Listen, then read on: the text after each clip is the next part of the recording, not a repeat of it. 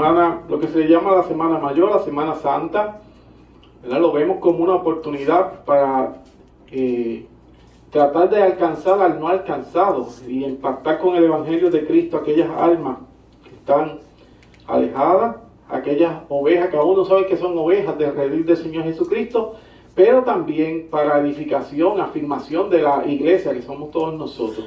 También el mensaje es para el creyente. Esta mañana vamos a estar llevando el mensaje que lleva por título Mirada de Dolor. Mirada de Dolor. Por cierto, está dentro de la entrada triunfal del Señor Jesucristo que nuestra hermana secretaria Ivy Gerena leyó, que es la entrada triunfal de Cristo en Jerusalén, que se encuentra en el capítulo 19 de Marcos. Estoy utilizando, de Lucas. Lucas capítulo 19, versículos 41 al 44 son los que voy a utilizar. Se leyó un poquito más con la hermana para entrar un poco en contexto. Quise traer un mensaje desde otro punto de vista de la entrada de Cristo a Jerusalén. Sigue siendo la entrada del Señor Jesucristo, pero ya ha pasado ciertos eventos que siempre utilizamos, como que viene montado en un pollino, el hijo de Asna, y todo aquel evento que glorifican al Señor, en alabanza, las personas que se encuentran allí. Recuerden que Israel está pasando por el medio de las fiestas. En la celebración de la fiesta está lleno, una multitud increíble en Jerusalén. Está que no cabe un alma más en aquel lugar. Quiero que hagan una imaginación del panorama que estamos viendo. Si usted lo hace, va a entender un poquito más el mensaje. Está repleto Jerusalén de personas, judíos que han venido de la diáspora del extranjero a participar de la fiesta. Entonces aquello está abarrotado de personas. Ese es el panorama que tenemos cuando Cristo hace su entrada en esa última semana hacia la muerte de cruz. Lucas 19, 41 y 44. Dice así la palabra de nuestro Señor Jesucristo. Y cuando llegó cerca de la ciudad, al verla, lloró sobre ella, diciendo: oh, si también tú conocieses a lo menos en este tu día lo que es para tu paz, mas ahora está encubierto de tus ojos, porque vendrán días sobre ti, cuando tus enemigos te rodearán con vallado y te sitiarán, y por todas partes te estrecharán, y te derribarán a tierra, y a tus hijos dentro de ti, y no dejarán en ti piedra sobre piedra, por cuanto no conociste el tiempo de tu visitación. Este es el mensaje Mirada de Dolor en Domingo de Ramos. Señor, gracias por la oportunidad de predicar tu santo evangelio una vez más. Te pido que me ayudes, Señor, que me dirija a través de la obra del Espíritu Santo, que ilumine los pensamientos de cada uno de nosotros, como hiciste con la vendedora de tela, Señor, llamada Lidia. Tú capacitas y preparas al creyente. Te pido que este mensaje, Señor, que utilizando los diferentes medios que tú nos permites utilizar, llegue a algún no alcanzado, que alguien venga a arrepentimiento. Si hay alguna oveja del redil extraviada, que a través del mensaje arda su corazón, Señor, como Jeremías, y regrese arrepentido y diciendo: Señor, perdóname, aquí estoy a tus pies nuevamente. Ayúdanos, Padre, para la gloria de tu único nombre, en el nombre de Cristo Jesús, Señor nuestro. Amén, amén y amén. Amén. Mirada de dolor. Bueno, hermano, ya vio lo que quiero hacer con el mensaje. Ya ver otro punto de vista en el escenario que estoy trayendo. Como casi siempre todos los domingos de Ramos, utilizo a Cristo entrando específicamente a Jerusalén, en esta ocasión un poco distinto.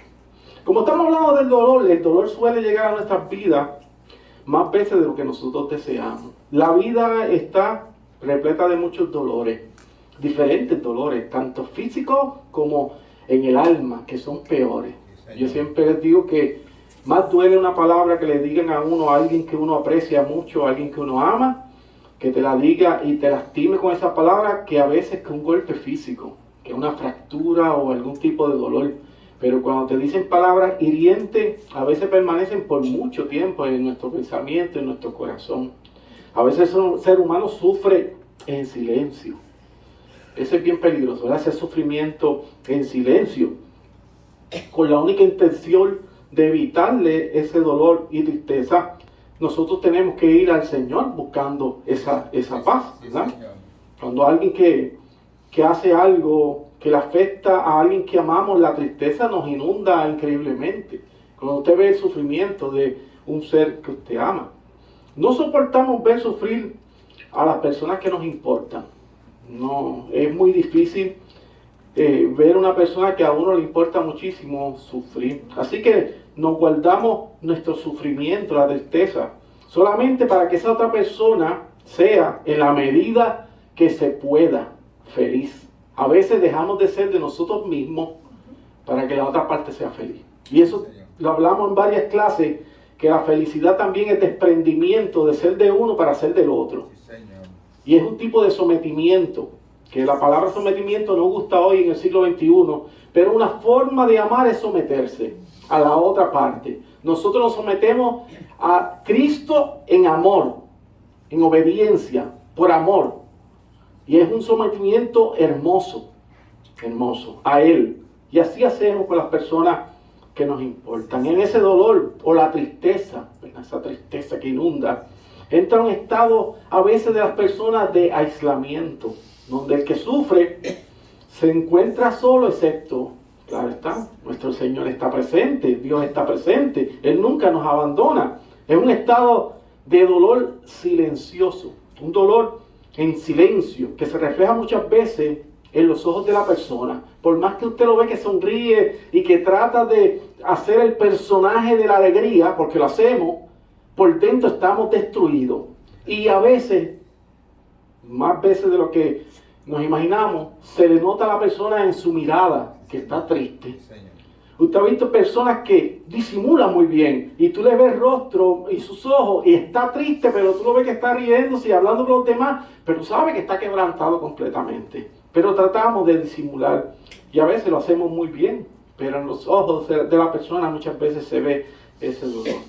Hay una canción que se llama, y es cantada por varios artistas, El sonido del silencio. Y entiendo que parece una paradoja eso del sonido del silencio, pero ese es el sentido que quiere dar el compositor de esa canción. Cuando nos encontramos rodeados de muchas personas, pero el silencio está ahí. Estás rodeado de todas esas personas, pero te sientes solo. Y el sonido del silencio parece eso. Ese sonido que solamente nosotros podemos oír, el sonido del silencio. Y mucha gente entra en unas depresiones terribles y no importa quién esté al lado y quién lo acompañe, pero por dentro hay un silencio increíble. Y esa canción es paradoja, ¿no? El sonido y el silencio no parece que mezclan, pero aquel que ha sufrido y ha pasado por etapas de la vida así, sabe de lo que yo estoy hablando, o lo que dice esa canción, que va muy acorde a lo que estamos tratando de traer. En esta historia vamos a ver al amoroso Señor Jesucristo con una mirada de dolor y lágrimas en sus ojos. Ver a Cristo en esa posición es tremendo. Todo por ver a su creación viviendo vidas enfocadas en lo que no da paz. Él mira a su creación viviendo de esta manera que no tiene libertad y rechaza esa salvación. Y se conmueve nuestro Señor Jesucristo. El Maestro nos va a dar una tremenda enseñanza muy valiosa con respecto a la tristeza y el silencio. Y esto es muy bonito porque yo sé que muchas veces nosotros estamos pasando por estas situaciones de tristeza y silencio. Vamos a ver nuestro texto. Dice el versículo 41, nuestro primer texto, a considerar que cuando Jesús llegó cerca de la ciudad de Jerusalén, comenzó a llorar. Y es impactante porque el que lo menciona es Lucas. Lucas es el que lo menciona de los demás evangelios. Lucas, que es tremendo reportero, recopiló mucha información, trae ese dato tan importante que Jesucristo, cuando está bajando ya, que está haciendo su entrada triunfal, llega a un área y ve la ciudad. Conocer cuáles fueron las razones por las cuales nuestro Señor Jesucristo se quebranta es muy interesante, muy interesante. Mientras Jesús estaba haciendo la famosa entrada triunfal que le digo, llega a un lugar en el Monte de los Olivos donde de manera panorámica, usted sabe cuando usted baja por la calle allí, la número 2 en Quebradilla, que se ve todo ese océano, y como que si usted viene desde Arecibo hacia Aguadilla, cuando va llegando a esa área, es como si se abriera una ventana, y usted va a cerrar, de momentos así, ve eso, esa maravilla que el Señor ha hecho allí, este océano amplio, una vista increíble. Así, el Señor, yo me imagino que bajando el Monte de los Olivos, de momento se encuentra en un área que se abre y puede ver toda la ciudad. Claro que Él la veía como quiera, Él es Dios. Pero para que nosotros podamos entender, el escritor sagrado, Lucas, dice que bajando por el Monte de los Olivos, llega a un área, entonces ve de manera panorámica. Él ve la ciudad completamente, entonces es conmovido cuando ve la ciudad. ¿Qué cambio tan drástico de sentimiento ocurren aquí? Uno piensa que es uno solamente, pero recuerden que el Señor Jesucristo es verdaderamente hombre y verdaderamente Dios. Está inundado de unos sentimientos, ve su creación y le duele, Él nos ama, nos ama tanto que fue a la cruz. Voluntariamente y necesariamente, en obediencia y sujeción al Padre por amor. ¿Se da cuenta? A veces la gente ve a tontos a los que hacen un sacrificio por amor, pero esos son más valientes que los que critican a las personas que por amor hacen algo. Por amor es necesario hacer cosas. No importa que digan, pero qué tonto tú eres. Utilizan otras palabras que no se pueden mencionar aquí en el púlpito, pero usted cuando hace cosas por amor, usted no es ningún tonto. Usted tiene un gran valor por esa persona por la cual usted hace ese sacrificio. A veces sin poder, pero como ama a esa persona, se sacrifica por ella. En diferentes sentidos. Hay gente que aporta tiempo, hay gente que aporta finanzas, hay gente que aporta palabras de consuelo. ¿Sabe qué bonito es que esté pasando una situación y alguien te dé un abrazo y te dé una palabra? No, yo estoy contigo, vamos a estar orando. Es tremendo. Un abrazo puede sacar a una persona de un mal día tremendo. Sí, ¿sabes cuántas veces a mí me han dado un abrazo y mi vida ha cambiado ese día? Así es esto. Así que hay un cambio drástico de sentimiento en la persona de Cristo. Anteriormente, como leyó nuestra hermana, gritaban de alegría. Lucas 19:38, bendito el Rey que viene en el nombre del Señor. Paz en el cielo y gloria en las alturas. Están gritando exaltados. Miles de personas en la entrada del Cristo. Miles. Pero ahora llega la tristeza. Es como cuando usted está pasando un día tremendo, alegría, y de momento recibe una llamada. Las llamadas son algo terrible. Una llamada de madrugada, terrible. Siempre uno piensa lo peor en una llamada de madrugada. Que está pasando algo mal, porque todas las cosas, como decimos nosotros, pasan en la noche, en la madrugada. Pues cambia su escenario. Estaba muy esperanzado y de momento tristeza. Dice el versículo 41 que cuando llegó cerca de la ciudad, al verla, lloró sobre ella. Ve la ciudad y llora. ¿No le recuerda toda la imagen de Moisés? Que Jehová Dios le dice, el pueblo se ha descontrolado, el pueblo se levantó un ídolo. Y Moisés baja con las tablas de la ley y ve aquel desorden. Cristo viene entrando a Jerusalén. Cuando llega a esa área panorámica del Monte de los Olivos, ve a Jerusalén y llora sobre la ciudad, dice. Parece la misma imagen. Claro, yo no voy a darle texto para hacer una alegoría de él, pero es lo que me viene a la mente cuando Moisés baja del monte Sión y ve al pueblo en desorden. Y él dice que al verla lloró sobre ella. El Señor Jesucristo, que todo lo conoce desde el principio, ya sabe el final, todo. Sabe que Jerusalén es un pueblo que está inclinado más bien en la política de su nación. Una nación que ha pasado a ser provincia del Imperio Romano cuando era anteriormente una nación soberana, poderosa. hablar de Israel era hablar de un dominio completo. Y la gente temía a Israel porque tenían al Dios que ganaba en batalla con menos muchas veces. Pero ahora era un territorio ocupado por la fuerza de Israel. El orgullo nacional ya había sido quebrado completamente.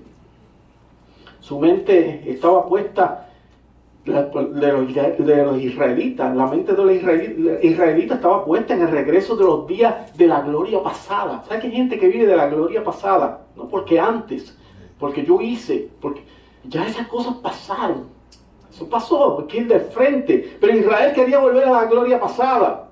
Es por eso que el recibimiento de Cristo fue tan impresionante, la entrada triunfal, lo que se le llama entrada triunfal. Ellos pensaban que Jesús venía como un caudillo militar, y esto lo he dicho muchas veces en el pasado, para la liberación política de Israel. Ellos veían que en Jesús estaba el rey político de gobierno. ¿Se acuerdan? Juan, Jacob querían las sillas al lado de Jesús y ellos no entendían. Y la madre también abogando por ellos, por los dos discípulos. Y era que ellos pensaban que él venía a legislar, a reinar en Israel, en el Israel nacional. Estaban confundidos. Pues ese recibimiento están diciendo, viene el que nos va a liberar del imperio romano, de la máquina de destrucción romana. Pero nada más lejos de la verdad y del propósito de Dios. Ese no era el propósito de Dios. Es por eso que dice el salmista que si Jehová no edifica la casa, pues en vano trabajan los que la edifican, y si Jehová no guarda la ciudad, en vano también velan los vigilantes, los guardias. Tiene que estar Jehová presente en todo lo que hacemos. Salmo 127:1. Hermanos, a veces confundimos las verdaderas bendiciones y pedimos mal. Como dice Santiago 4:3, pedimos y pedimos mal. Y creemos que eso que estamos pidiendo en un plan que hemos establecido es lo mejor para nosotros. Y no se da y no sale, porque a mí me ha pasado por muchos años. Porque ese no es el plan ni propósito de Dios. Entonces debemos abandonarnos en el Rey, que es el que sabe lo mejor para nosotros. Es necesario mirar la vida espiritual antes que la natural. Si usted se enfoca más en su vida espiritual que en su vida natural, va a mejorar mucho. Va a afirmarse mucho en la fe. Claro, no vamos a menospreciar nuestra vida natural. No, eso no lo vamos a despreciar porque fue Dios quien estableció ambas. No vamos a despreciar porque al final tendremos un cuerpo glorificado, establecido por Dios. Pero nuestra vida espiritual es muy importante. Todos nuestros políticos, no importa el partido, usted póngale el color que quiera, deben tener a Dios como primado.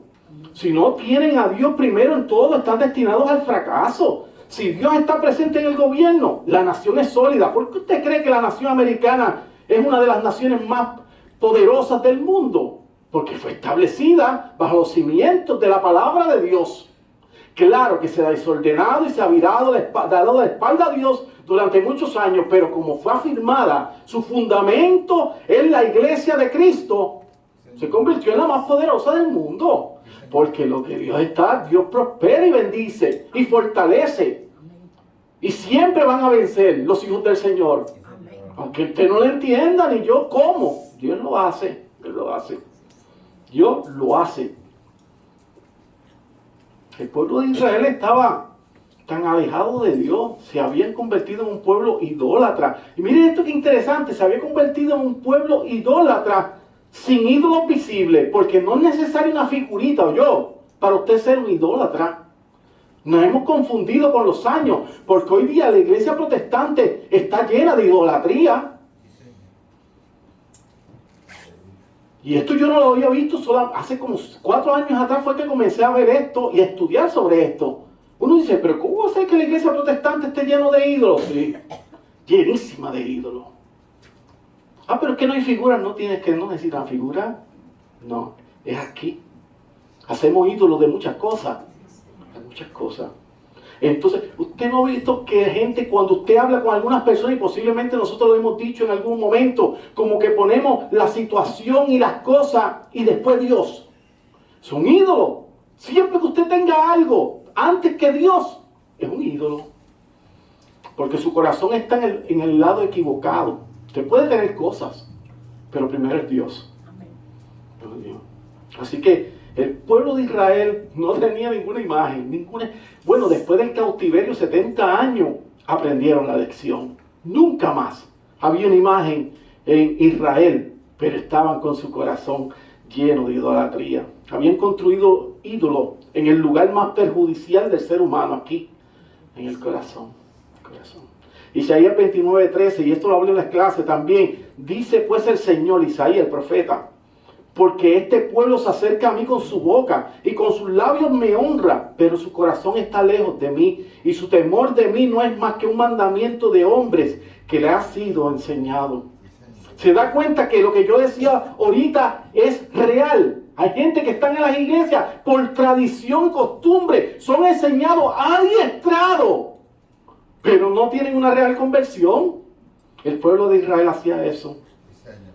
Adoraban con su boca. Se paraba el fariseo en las esquinas de las plazas a orar bien elocuentemente, pero no tenía a Dios. Mas el publicano, dice la parábola: ay, ten de mí misericordia, que soy hombre pecador. Y aquel entonces era escuchado por Dios, porque se arrepentía. Mientras Jesús adentra en la ciudad, siga la memoria ahí, siga esta imagen que estamos construyendo del texto. Jesús se adentra en la ciudad, mientras va bajando el monte de los olivos, el dolor de lo porvenir lo invade. Va bajando y el dolor lo invade a Cristo. No por sorpresa, le estoy diciendo, no hay nada sorpresivo en Cristo, sino para que nosotros leamos y entendamos, porque Él lo sabe todo, que nuestro Señor no es un Dios ausente. Él no es ausente, más bien es un Dios que tiene cuidado de su pueblo. Nuestro Señor Jesucristo nunca nos va a abandonar. Y aunque el pecador será al final condenado, Él no se goza de su final. Hay gente que ve, no, este es despiadado, le gusta enviar gente a condenación. No se alegra en eso. Es grande en misericordia y paciente para con todo, para que todos vengan al arrepentimiento. Usted y yo no sabemos quiénes son. Él no se goza en esto. A este Dios es que podemos ir confiadamente en oración. ¿Se acuerdan? Los medios de gracia, uno es la oración, en clamor, súplica. Mira, a veces uno no puede ayudar a un hermano de cierta manera porque no tiene la capacidad, sea cual sea. Pero sí puede orar por él, y por ella, y por su familia. Si ustedes oran por mí, ayer yo pensaba, ¿cuántas personas estarán orando por mí? Y me dio una alegría porque yo sé que hay personas que oran por mí. ¿Qué dice? Señor, utiliza al pastor el domingo. Yo sé que él está, a veces se gasta estudiando. Ayúdale. Yo sé que muchos de ustedes oran por mí. Y eso me da mucha alegría. Porque yo sé que la oración delante de Dios no retorna atrás vacía. Él es un Dios que está presente, no ausente. El Dios que ve a Israel y sufre. Uy, si esto no le conmueve el corazón. El Dios que ve a un pueblo que está apartado de Él y llora. Ese es el Dios que nos escucha. Y que todos sus pensamientos, dice la Biblia, son para bien. Amén. Para con nosotros. Todo lo que le está pasando a usted ahora, hermano, no es al azar ni suelto. Que usted dice, mira cómo yo estoy, ay Señor, estas cosas que me están pasando, me va tan mal. No te va tan mal nada, te va en el orden que Dios estableció, porque tú tienes que pasar por ese camino. Es necesario para diferentes causas que yo no las entiendo, ni te las voy a explicar tampoco. Tienes que pasar por esa situación, sea buena, sea triste, dolorosa, pero es necesario vivirla. ¿Sabe por qué? Porque va a construir en ti carácter. Y va a ser una mujer sólida en el Señor, un hombre sólido en el Señor, un joven sólido en el Señor y firme. ¿Por qué? Porque ya tú no dependes de cuando tú no tienes la capacidad de ayudar a nadie porque está fuera de tus manos. Tienes que abrazar al Maestro. Tienes que decirle, Señor, ayúdame porque yo no puedo hacer nada. Mira mi familia que está en el extranjero, mira esta enfermedad que está tocando mi casa. Y tú no tienes esa capacidad, pues tienes que decir, Señor, aquí estoy.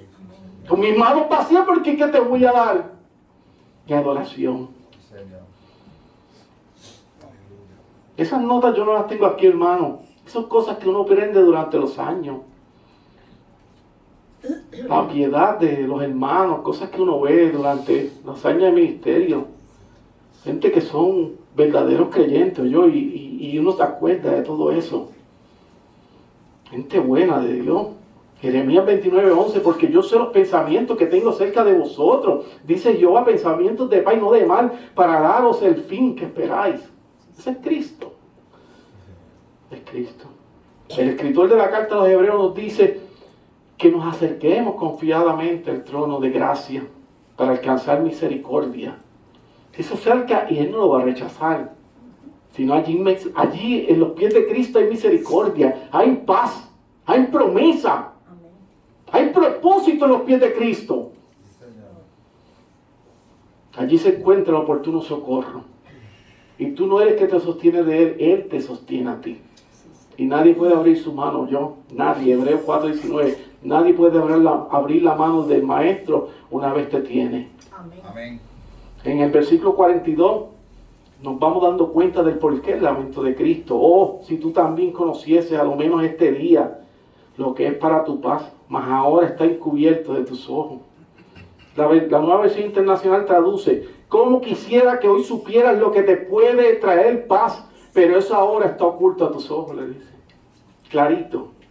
En palabras sencillas, el Señor le dice a Jerusalén: miren a mí, yo soy la verdadera paz, mirad a mí, dice Cristo. Esto no lo traigo como una expresión aislada, hermano. No crea que yo estoy inventando aquí un concepto, una doctrina. Es lo que dice la palabra de Dios. Isaías 45:22 dice: mirad a mí y sed salvos todos los términos de la tierra, porque yo soy Dios y no hay más. Mirad a mí, ¿qué te cuesta mirar? ¿Qué ejercicio tan difícil es mirar? Con los ojos del alma. Mirar a Cristo en el medio de tu problema y situación. ¿Él hará algo? Mire, yo le prometo, como siempre he dicho, que Él hará algo. Amén. Imposible que no haga nada, porque usted le pertenece a Él. Y Él es su Dios. Y nosotros somos su pueblo. Y me parece que el Evangelio según San Juan lo expresa bastante claro. Juan 14:27. La paz os dejo, mi paz os doy. Yo no os la doy como el mundo la da, dice Cristo. No se turbe vuestro corazón, ni tenga miedo. Una vez más, no tengan miedo. Nada pueden hacerte. John Williams de fantasía, la iglesia de Cristo. Nadie puede hacerle nada que Él no autorice. Nada. Nada. Es el dolor de rechazo, el dolor de buscar en el lugar equivocado lo que se encuentra tan cercano. Me puse ahí un poquito filósofo escribiendo estas notas. Porque hay cosas a veces... Y pensaba en esto, que yo lo viví y lo he visto en otras personas. Es como la persona que habla con una amiga o un amigo, depende de la situación, sobre el amor que siente por X o Y persona. Pero no se da cuenta que la persona que tiene a su lado lo ama con locura. El amor de su vida está ahí. Y está mirándolo lejos. A palomas viajeras que pasan. Poético también. Y lo tiene ahí. Pasa mucho, más de lo que usted podía imaginarse. Aquí hay gente que tiene que tener una historia increíble sobre esto. Que después de pasar los años se dieron cuenta de aquello. Tal vez en la intermedia, en la universidad. No le dé mucho para atrás a esos cassettes. Pero pasa. Pasa. Tiene la persona al lado y no valora eso. Nos pasa todo. Versículos 43 y 44, ahí viene la profecía. Profecía, ¿verdad? Venidera, para que la redundancia, sobre el pueblo de Israel. Porque vendrán días sobre ti, dice ahí el Señor, cuando tus enemigos te rodearán con vallado y te sitiarán y por todas partes te estrecharán y te derribarán a tierra y a tus hijos dentro de ti y no dejarán en ti piedra sobre piedra por cuanto no conociste el tiempo de tu visitación. Cuando dice esas palabras es terrible. Tú sabes que Dios está a tu puerta y tú no entiendas el tiempo de tu visitación. ¿Sabes cuántas personas? Yo me he ido dolido porque le he hablado de la misericordia de Cristo, la salvación en Cristo Jesús, y me han rechazado. Y el tiempo de la visitación está ahí y no lo ven. El tiempo final se acerca sin demora. Esto no se va a detener, no existe tiempo para vacilación. Si se enojan, que se enojen. Porque lo que nosotros estamos tratando es llevarlos a los pies de Cristo a través de la palabra para que no vayan a condenación. Esto no es juego. La gente se interesa más por otras cosas que son pasajeras, pero no por la vida eterna. Hablaba con mi esposa sobre eso. Todo el mundo pendiente a todas las cosas, pero lo que es eterno le valen. Que sería lo principal, la vida eterna. ¿Dónde vamos a pasar la eternidad? Pero como ellos dicen que esto es ficción, esto es un cuento de ficción, que después le expliquen a Cristo allá. Las palabras del Señor Jesucristo se van a cumplir en todos los sentidos, tanto espiritual como de manera histórica. Todo se va a cumplir. Israel sería asediado por los ejércitos romanos dirigidos por Tito Vespasiano, el comandante del ejército romano, que posterior llegó a ser el gobernante, el César de allí. Llegó a ser el capitán. En el 70 después de Cristo, entra a Jerusalén y destruye el templo. Fue una carnicería. Una carnicería. Aquellos que le gritaron, le entregaron. Claro que nadie se merece esto. Eso no es lo más importante, porque sabemos que siempre ha habido guerra, ¿verdad que sí? Siempre ha habido guerra. Lo más triste es la guerra espiritual de un pueblo que se levanta contra su Dios. Usted no sabe, o sí lo sabe, déjame no decir eso, que se escucha como si tratara con ignorancia a ustedes, y le pido perdón por esa palabra. Ustedes saben qué privilegio ustedes tienen de estar en la iglesia. Amén. Gran privilegio, porque ¿sabe cuántas personas han rechazado a Cristo? Y usted los conoce de nuestra propia familia, y usted está aquí, postrado, viene a escuchar palabra del Señor, porque hay algo en usted que lo mueve a esto, el querer como el hacer por su buena voluntad. Sí, Señor. Es un gran privilegio. No sé cómo llegamos aquí, pero Él lo hizo. Amén. Él lo hizo. Hoy día es igual, las personas odian el nombre de Cristo y aman, como decía ahorita, la cárcel de sus pecados. Culmino con esto, hermano. Ese mismo grupo de personas que le recibieron, ¿verdad?, a Cristo en la entrada triunfal, veían al próximo rey de Israel nacional. Fueron los mismos que iban a clamar por su muerte con la voz en el cuello. Clamarían que lo crucificaran ante Pilato. Lucas 23:21 lo dice. Dios hecho hombre caminaba por las calles de Israel y no le conocieron. Piensa en un momento para que vea qué impresionante es esto. Sus ojos estaban velados. Y como estaban velados los ojos y su corazón cauterizado, esto lo llevaría a la condenación. Hoy nosotros tenemos la gran bendición de servir a Cristo en espíritu y en verdad, en medio de nuestras imperfecciones, porque somos pecadores.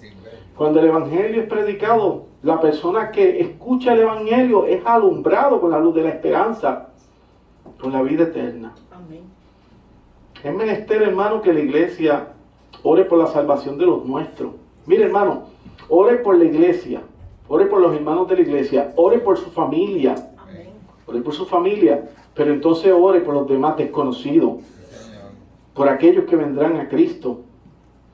Que pidamos que se postren ante el único Rey. Además de todo, imitar el dolor que Cristo tuvo por los no alcanzados. Cuando usted ve a alguien, diga: Señor, dame esa piedad, ese sentir de ver al que no quiere saber de ti, que duela en mi corazón. Porque eso te impulsa a seguir de la misma manera que hizo nuestro Señor y Rey. A Dios sea toda la gloria. Hermano, este fue el mensaje, mirada de dolor desde otro punto de vista de la entrada de nuestro Señor Jesucristo a Jerusalén. Este fue el primer mensaje de un grupo de mensajes para la Semana Santa. Vamos a orar. Señor, gracias por la oportunidad que tú nos has dado de escuchar tu santa palabra, el Evangelio según San Lucas. Te pido que esta palabra sea edificándonos y consolándonos, Señor, para vida eterna. Hemos orado en Cristo Jesús, Señor nuestro. Amén. Amén. Amén. Bueno.